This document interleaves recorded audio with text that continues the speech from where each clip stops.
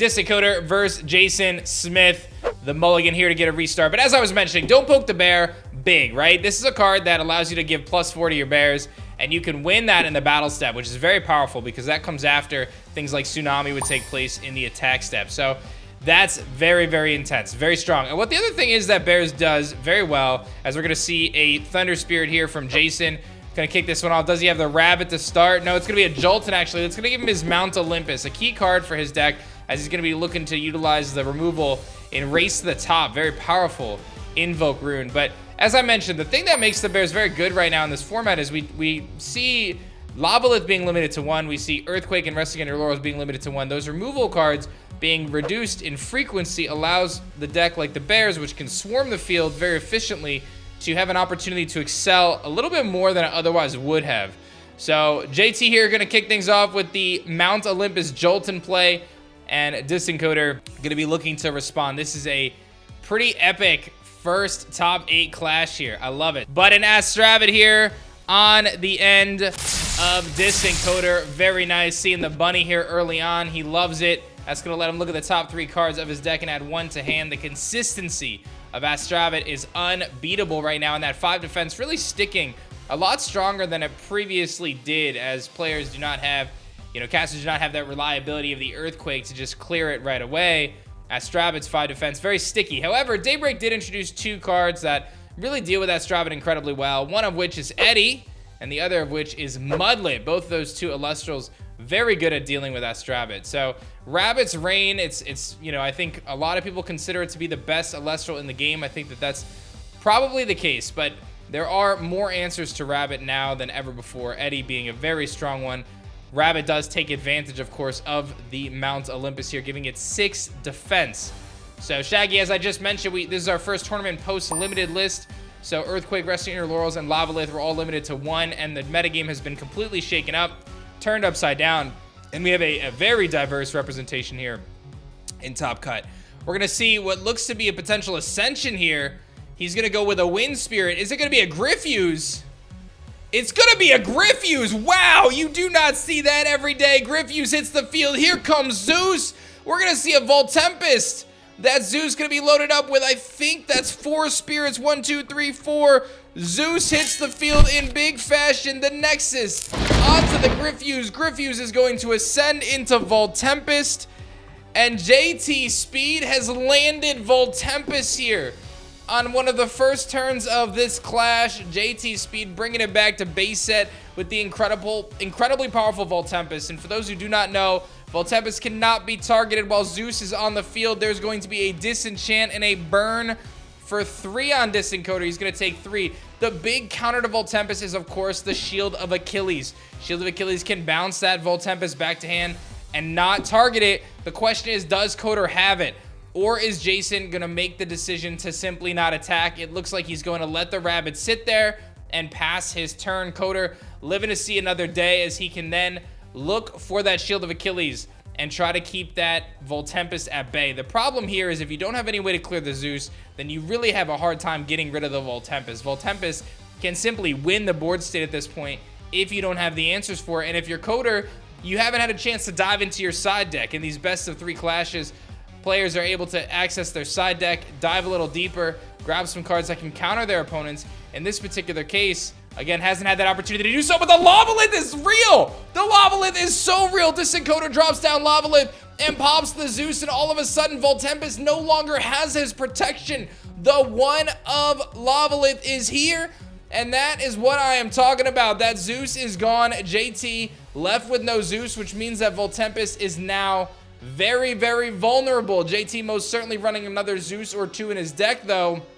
Elichik can help him find it. We'll see if he goes to try to recruit it again.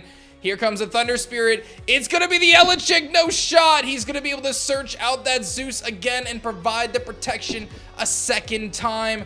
Absolutely massive. And with that Zeus, he can also strike down the defense of the Rabbit or Lavalith to allow him to clear the field. Again, the fear of a potential Shield of Achilles is still live, though. If you're Coder, you have that opportunity. Here comes a Zeus again.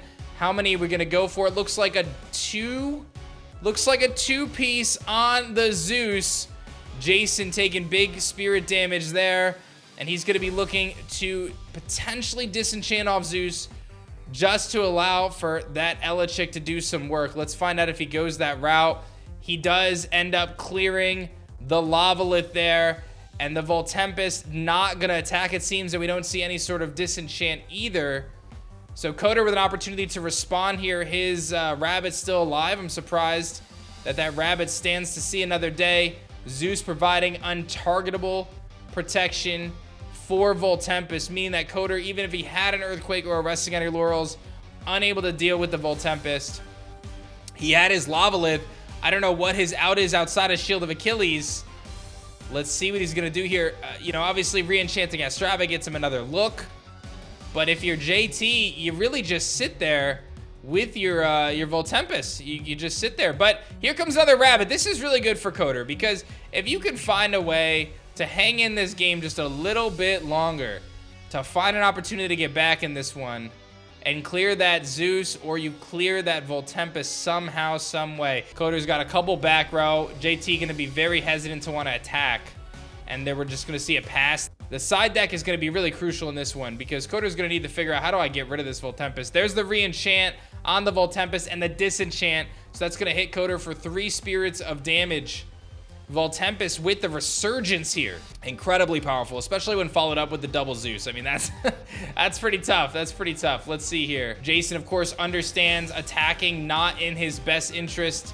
Coder's gonna draw. He does have a lot of options. He's got 2 Rabbits on the field. He's hanging in there, but he's got to figure out, does he have anything in his deck that can clear not only the Rune, right? You either clear the you got to clear the Zeus, but if you could at least get rid of the Elechick and prevent JT from getting anything else on the board, I don't know. I mean, you're kind of in a situation where you really want to try to get him to attack with the Voltempest, but there's an Ursicle. Ursicle's pretty good here, right? So what Ursicle does for you, if you're Coder, is it gets you Don't Poke the Bear, and that's exactly what he's going to grab. That might be one of his win cons at this point. His win con might be, I got to get a bear out there and double Don't Poke it to hit over a defense position Voltempest. That's what I'm thinking is where we're at here, if you're Coder. Because Tsunami's an untargetable, so you can switch the position of the Voltempest to defense. He's going to go for the enchant, disenchant, burn for 3. That's the only thing I can think of it on my end of what I've seen so far, is like a double Don't Poke the Bear, hit over it in defense. It might be an option, but Coder's going to be taking 3 big damage here, and he's got to figure out which bear can do it. And then he's got to contest with the back row too, right? Because there's still 3 back row on JT's end. So it's not as if this is an easy situation. Does he go for an attack here with the Voltempest? He runs into a Tsunami, so there it is. So we see the first part of this plan. Tsunami comes off from DistantCoder down to just 4 spirits left. He will shift that Voltempest to defense position. And now the question is, can he hit over Voltempest? That is going to be the big question right now. Voltempest 10 defense, so a double Don't Poke the Bear gets you 8 attack, so you're gonna try to have to hit over that. There's an Ambrosia. That's gonna be pretty big from Coder. That's gonna give him 1, 2, 3 plus more, and that big fruit's coming out. That's gonna give him a little bit of breathing room here. And actually, he's facing down a 12 defense Voltempest because of Mount Olympus, so let's not forget that, because that's gonna be really tough. The double, he's going for an Ascend here. He's gonna go into Urs here with 3 spirits on it. Wait a minute, he's going for some really tricky stuff. I don't know what this play is about to be, but he just double ascended into the bear. He's gonna pull off the Ursicle. He's going big. The Cryoblast hits the field, and Cryoblast gonna clear that Elechick. Here comes the bear going for the attack. He's gonna wait for the battle step to use his Don't Poke the Bears. Does he have a chance here? A response, Gorgon's Gaze, going to shut him down right there. The GG is going to freeze the Ursier. One of the nice things, though, about Don't Poke the Bear is you can wait until the battle step. You don't have to use it in the attack step.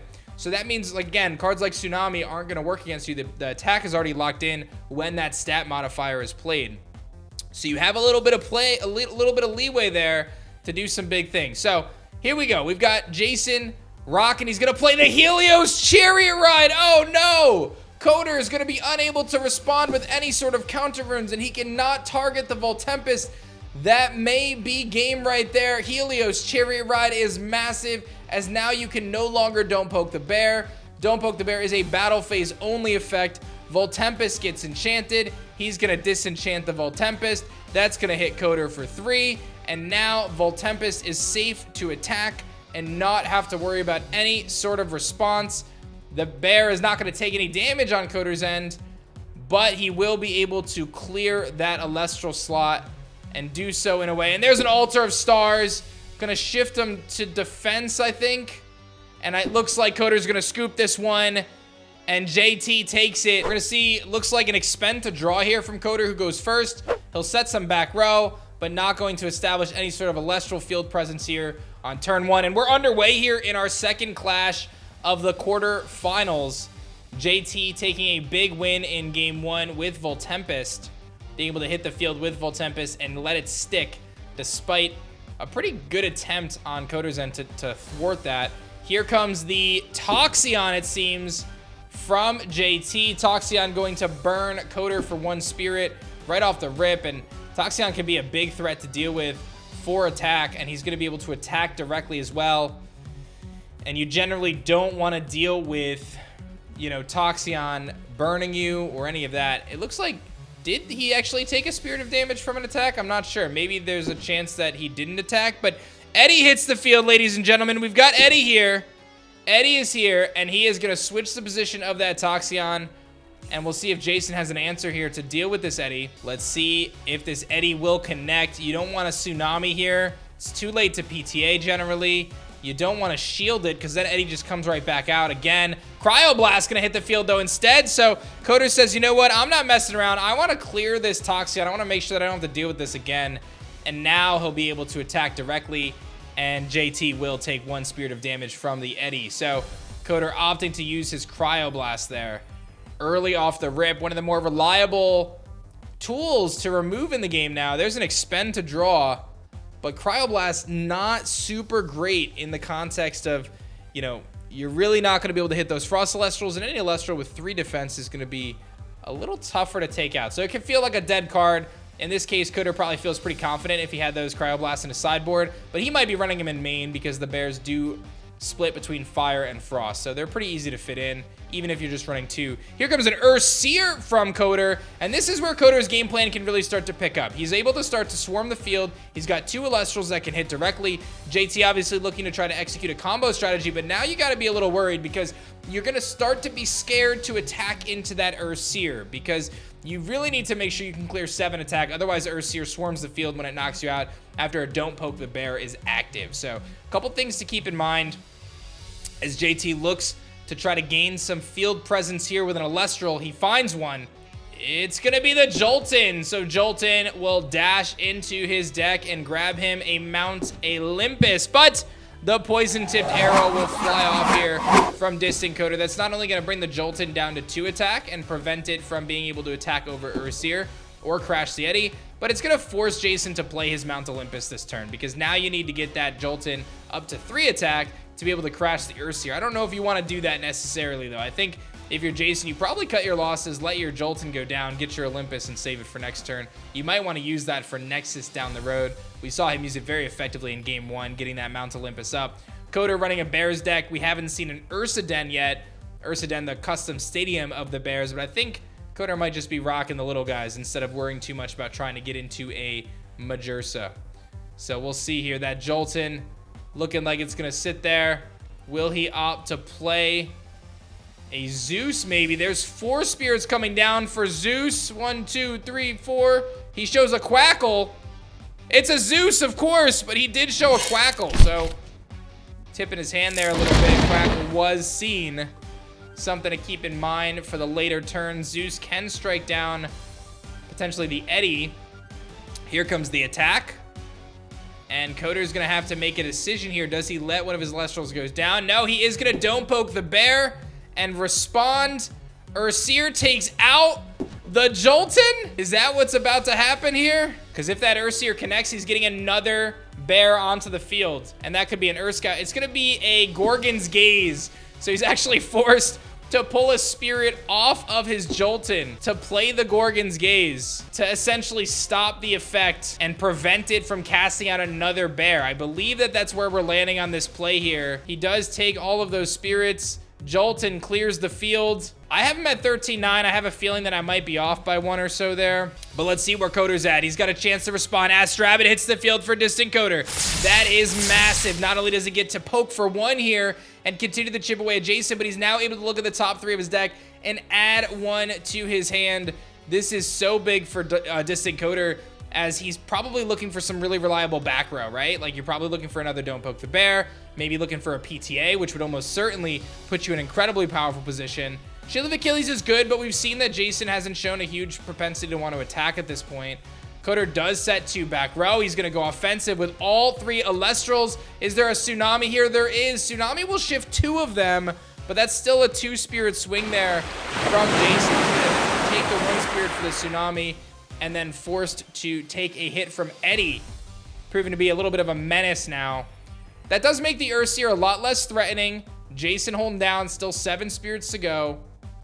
Very good opportunity for him to climb back on this. He's got a lot loaded onto his Zeus. Here comes a Thunder Spirit, and he's gonna throw down his Quackle. So Quackle will provide that regeneration capability. Will we see a Gorgon's Gaze here from DistantCoder to stop the heals? And it looks like we're not going to. I think we'll see the heals. No, the Gorgon's Gaze does come out from DistantCoder saying, no, you are not healing with your Quackle. Get out of here with that. Quackle unable to heal those 3 spirits up, making it just kind of like a sitting duck, if we're being totally honest here, because now this Quackle is vulnerable to the Earthseer. The Zeus can't power it up, and Jason's in a little bit of a tough spot, because he's going to be facing down this onslaught of at least 3 Elestrals bearing in on that Quackle, and Tsunami doesn't save you anymore, because Eddie can take it out, and the Earthseer is ready to go.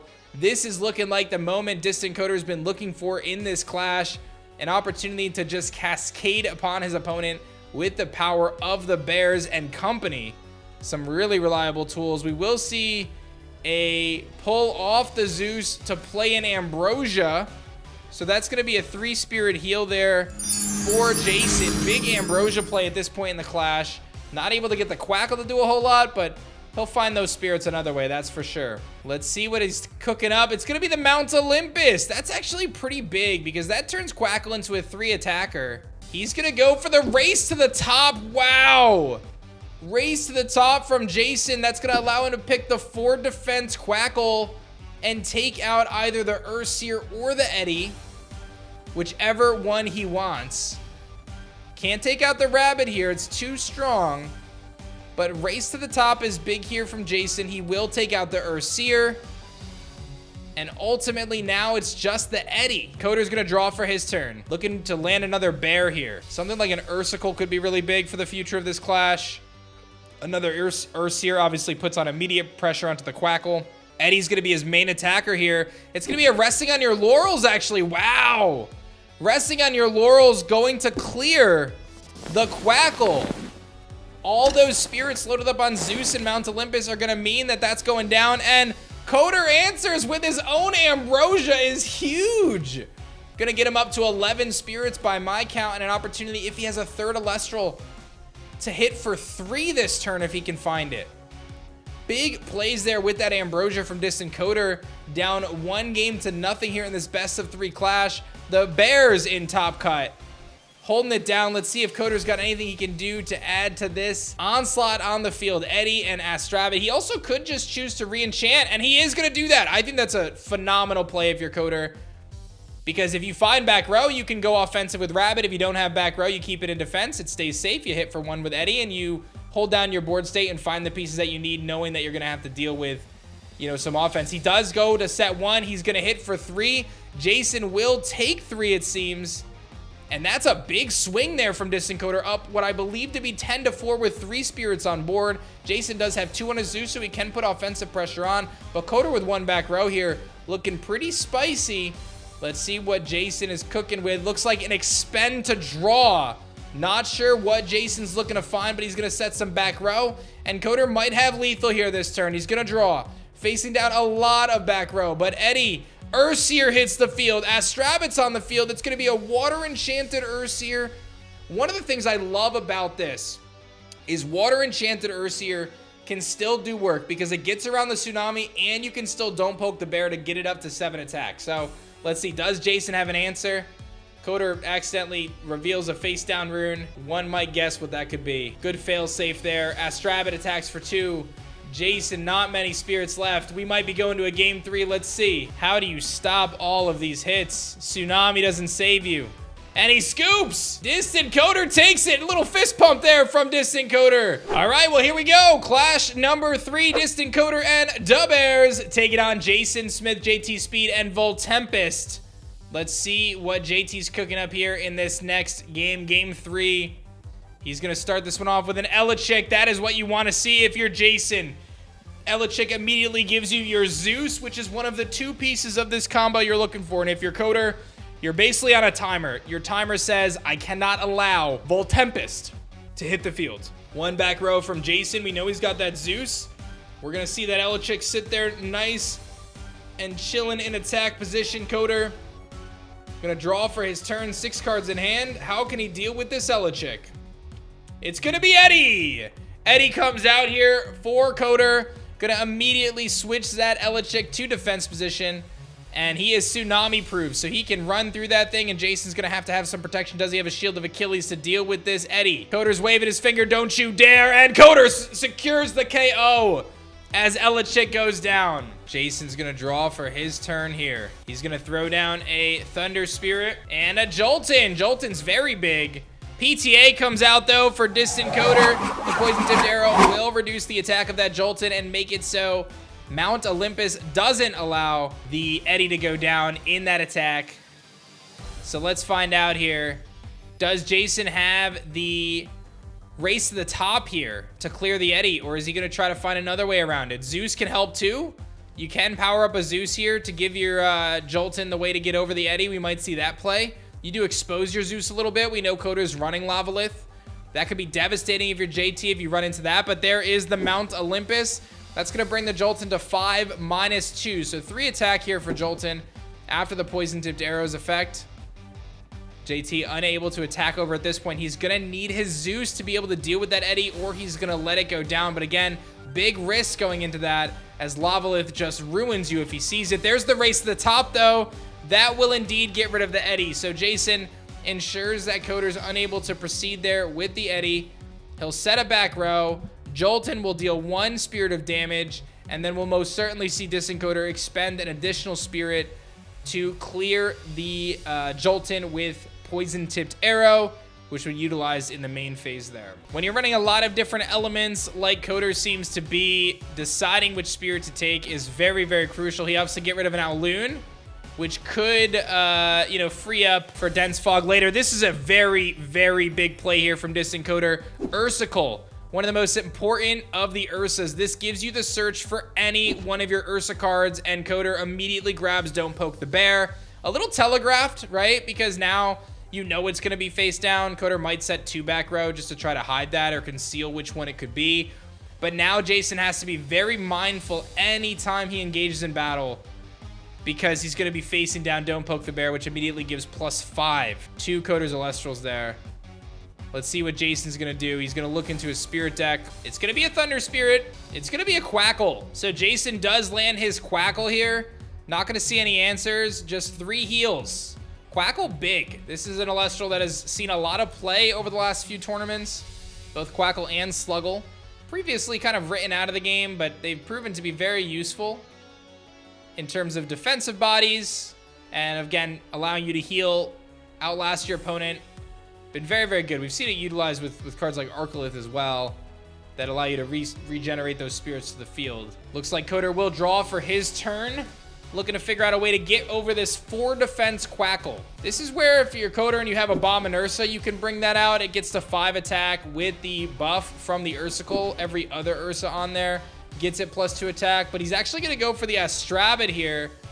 Rabbit going to give him that searching opportunity, not necessarily search rather, but looking at the top 3 cards of your deck and adding 1 to his hand so he can decide which one of those cards is going to give him the best opportunity to make moves here. I find it interesting that Coder opt to go for the Rabbit in attack position here. That makes me feel like he might be going on the offensive to try to take out that Quackle, but the way you would do that is with the Don't Poke the Bear, so I'm not quite sure what the thought is, but he's definitely thinking about this one here. What do I want to grab? I've got 3 cards that I could choose from. When you're deliberating this long, that's usually a sign that you got some good options. So if you're Coder, you're probably feeling good about that. He's going to grab one of those. Will he don't poke the bear his Ursicle to hit over Quackle here? That's a very interesting play if he does indeed do it. Let's see if Coder's got any additional back row he wants to set. He's going to set 1. He's going to set 2. And it looks like he's going to go combat with Ursicle here. And we're going to see the Tsunami. So, listen, that is one of the things that Ursicle can do that is so good is he didn't even have to use the Don't Poke the Bear, and he forced a Tsunami there because Jason is so desperately needing his Quackle to stick so he can get Griffuse out. Let's see if that's what his good play is going to be here. Coder with 3 back row. Is this Jason's opportunity to try to go for that Ascension? We saw him do it in game 1. He got Voltempest out, and that sealed the game. If he does it again, he might win the game again. So let's see here. Is this his opportunity to make that play? Or are those 3 back row cards going to scare him? It's a lot more effective in a game 1 when your opponent doesn't know that's what you're trying to do. When your opponent does know that's what you're trying to do, then they can obviously play around that. Coder's had a few opportunities to look with his rabbit and find the cards he wants. Understanding that that's the way he's probably going to take big damage here. But an expend to draw by Jason, that's going to give him more options in this combo piece. But it does mean that Coder can kind of hold the field here a little bit longer. Unless Jason's got a race to the top. He's thinking about it. You can't really go too offensive with Quackle. It's a 3-4 right now with Mount Olympus. It is a race to the top, so he is going to get the race to the top off. That's going to allow him to take out one of the bears, the Ursicle if he wants. Nothing Coder can really do about that. And Ursicle does get cleared off the field there, so Rabbit will hold it down. Now the question is, does Coder have a way to get rid of the Quackle? And does Jason have any back row, right? That's big. If Jason doesn't have back row, he does. He has 1 back row, at least 1. Let's see if he's going to set another one. It looks like he'll pass his turn with just the 1 back row. This is a very close clash. And it's going to come down to every one of these decisions. Urseer might be massive, though. Urseer hits the field, and it immediately threatens Quackle. If Jason doesn't have an answer to this, this could get snowbally real fast. Urseer going to leap forward into Quackle. Is there a response, or will we see the Don't Poke the Bear in the battle phase? You can't shield it. Well, you can, but it would be, you know, pre-Don't Poke the Bear. Bear's getting around so much of the counter rune play in the game right now. Absolutely nuts. He's got the Altar of Stars, one of the few things that can kind of save him here. Altar of Stars will allow him to Nexus off of the Mount Olympus onto the Quackle, putting the Urseer into defense position, and you can stop the Urseer this turn. Wow. And if you're JT, you really don't want to be using your Altar in that scenario either, right? Like, not super ideal. If you're Coder, you know, like, I cannot allow this Quackle to stay here for too long. It starts to get real scary once Griffuse hits the field. There's the Gorgon's Gaze! He's gonna stop the Nexus from happening with Gorgon's Gaze! A huge play there from DistantCoder as Gorgon's Gaze hits the field. And that's going to prevent the Nexus from happening, making the Altar moot. Urseer connects, another Elestral hits the field. It's Abominursa, baby! And now he's got a 5-attack Abominursa chilling on the field next to his Rabbit and his Urseer. Here we go. Don't Poke the Bear was live as well, obviously, to clear the Quackle. And JT gonna be taking 2 spirits of damage from the Rabbit and the Abominursa. Oh my goodness. Huge Gorgon's Gaze there from DistantCoder to stop the Nexus play from happening. That does mean that the Mount Olympus remains. We'll see a back row here from Jason, looking to try to find an opportunity to make it happen. 2 back row. Coder draws. Does Jason not have an answer? It's gonna be a Frost Spirit. It's gonna be another Abominursa. Coder is stacking his field. His Abominursas are both 7 attackers at this point, and they're gonna attack. This could be 4 spirits in a Jason. He throws 1, 2, 3, 4. The Bears! The Bears are doing it. 4 Elestrals on the field for DistantCoder after that massive play. Jason looking to execute a combo. We know he's got that Zeus. We know he's looking to get Voltempest out, but he's starting to get a little too late in this one because you need a lot of spirits to make that play happen. It's gonna be a Thunder Spirit. And Jason's gonna throw down a Quackle! Oh my gosh, the Quackle's gonna heal him up for 3. Jason hangs in there with the Quackle. What are you attacking into, though, or are you just going to let it sit there? He did put it in attack position, which I find interesting. It's going to be 3-0. He's going offensive. Here comes Zeus. 1, 2, 3. Zeus hits the field, and he's going to strike down with his bolt to allow this Quackle to go on the offense. Let's see. Wow. DistantCoder with 3 stellar bears on the field and an Astrabbit. The problem here if you're Jason is if you strike down Ursier and attack into it and then you get don't poke the bear, you're in so much trouble.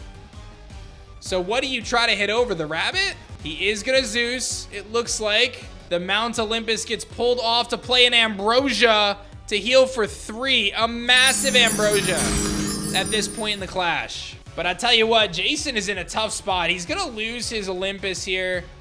Maybe doesn't care as much about that. Needs those spirits back. But now what does offensive Quackle do?